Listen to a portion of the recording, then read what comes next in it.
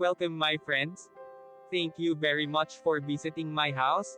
And sorry, the other parts of my videos, camera, are replicating, blur, or bright, because it's my time that I did it on purpose so that other people who pass by on the walking street in Balibago won't expose their faces too much. I hope you're kindly understanding my video. Now, sit and listen the history of the walking street, and I will also show you what is happened inside the walking street.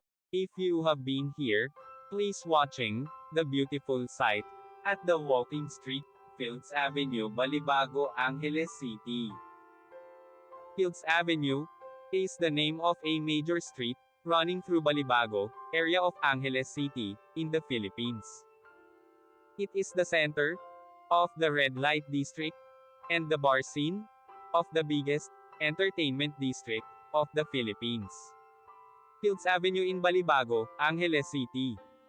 The name derives from the common military practice of naming roads adjacent to airfields as Field Street or Field Avenue. Originally, the name referred to the Clark Air Base and was Clark Field Avenue. The name evolved to become Fields Avenue. History: Fields Avenue, Balibago, Angeles City, Pampanga, Philippines. Philippines was an American colony from 1898 to 1946. Bars on Fields Avenue. Catering to the single American defense personnel who worked in the adjacent Clark Air Base, first emerged in 1940. During 1940s and 50s, there were only 3 such bars just outside the main gate of the airbase. By early 1960s, the Fields Avenue developed as a street line with several bars. From November 1955 to April 1975, America fought Vietnam War. As the number of American troops in this war grew, more and more forces were deployed at Clark Air Base or routed through it. This led to a pro-life ration of bars, live bands, and prostitution, the latter mostly by young Filipino women, most of them either teenagers or 18 hanggang 55 years old. By the 1970s, there were more than 150 bars and prostitution joints along Fields Avenue. This led to a mushrooming of related ancillary industries in the vicinity, namely music bands, hotels, doctors, hairdressers, and money exchange transfer services. In its heyday, Fields Avenue provided direct or direct employment to nearly 20,000 Filipinos, including plumbers, electricians, and security guards. In the 1980s, though the American presence remained steady, the bars and prostitution shops continued to proliferate. Many bars and prostitution dens were owned by Americans, as well as local politicians, thus leading to a nexus between the locals, politicians, and American military and ex-military personnel. With the withdrawal of American Defense Forces from Clark in 1993, many of these establishments changed hands, but continued to do business.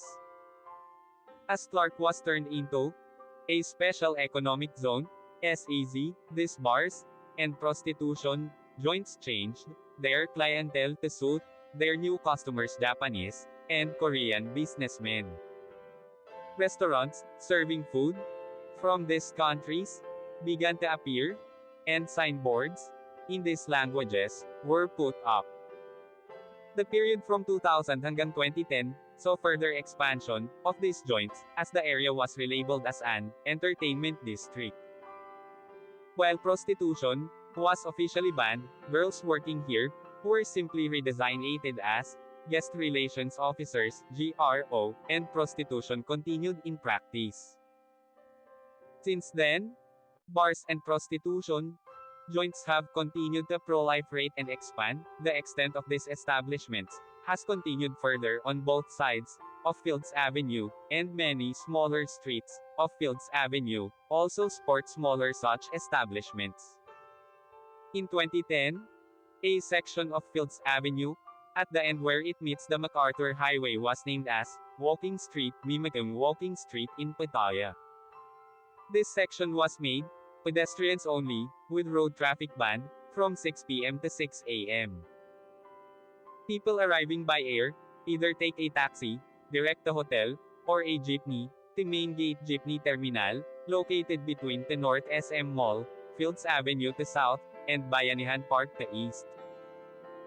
Those arriving from Manila by bus, ask the driver to drop them off at the corner of Fields Avenue and MacArthur Highway, or alight at Capas Angeles Transport Terminal, which is also walking distance from Fields Avenue and the MacArthur Highway. The presence of family-oriented activities on the other side of Fields Avenue, namely shopping malls, as well as activity centers in Clark Air Base, has led to a neat separation between the two. Fields Avenue tends to cater more to single foreigner men. And sometimes women too, with at least 5 bars, featuring gigolos and gays, while the rest of Clark caters to family-based entertainment. Fields Avenue remains among the safest streets in the region, with restaurants and hotels. Fields Avenue has the largest density of hotels in Philippines, catering to all budgets, from a large number of 2-star and 3-star hotels, right up to a select few luxurious 5-star hotels. Many of the bars and hotels in Fields Avenue have restaurants attached.